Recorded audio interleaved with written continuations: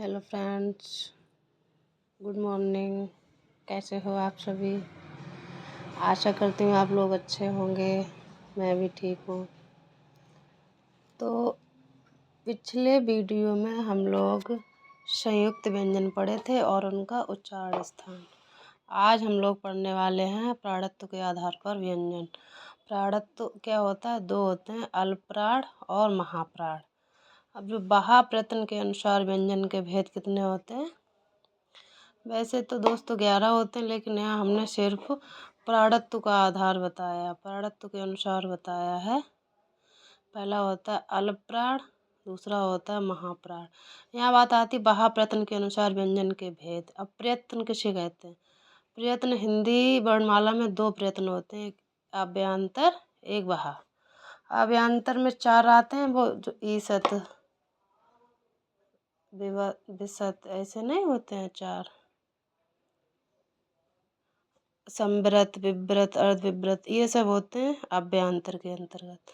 और बहा में आता है घोषत्व के आधार पर, प्राणत्व के आधार पर, नाद, स्वर, ये सब आ जाते हैं बहाप्रयत्न के अनुसार।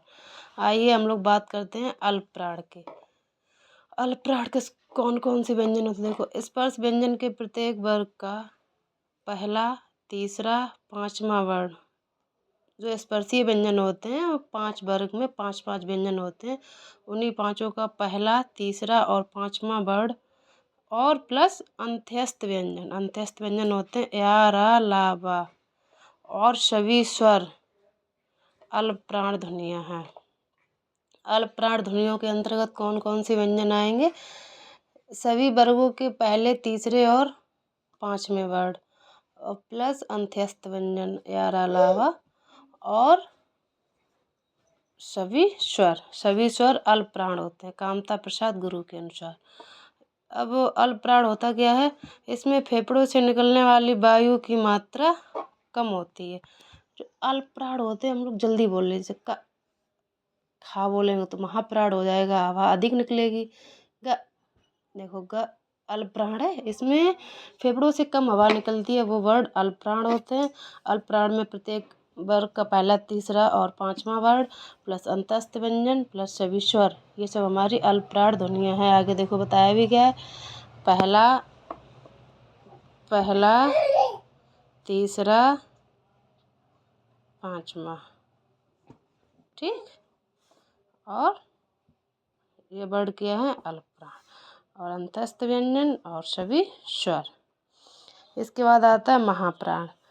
महाप्राण क्या होता है?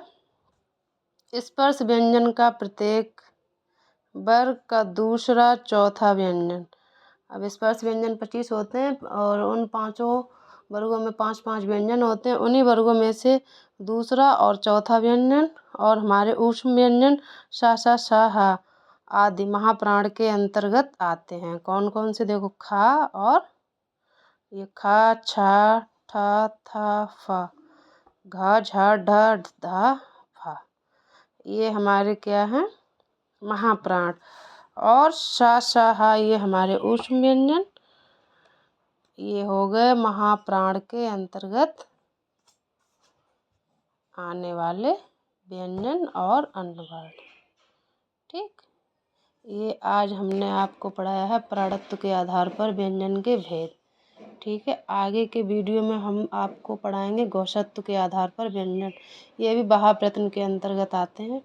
तो आशा करती हूँ आप लोगों को हमारे साथ पढ़ के अच्छा लगा होगा और आप लोग अपना पठन पाठन जारी रखिए, पढ़ते रहिए दोस्तों।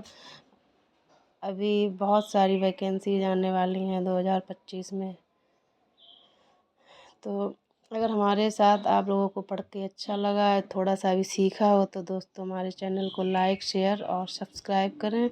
अगर आपको किसी भी टॉपिक पे कोई दिक्कत आ रही है तो आप मुझे कमेंट बॉक्स में बता सकते हैं, हम आपकी समस्या का समाधान ज़रूर निकालेंगे। Thank you. राधे राधे।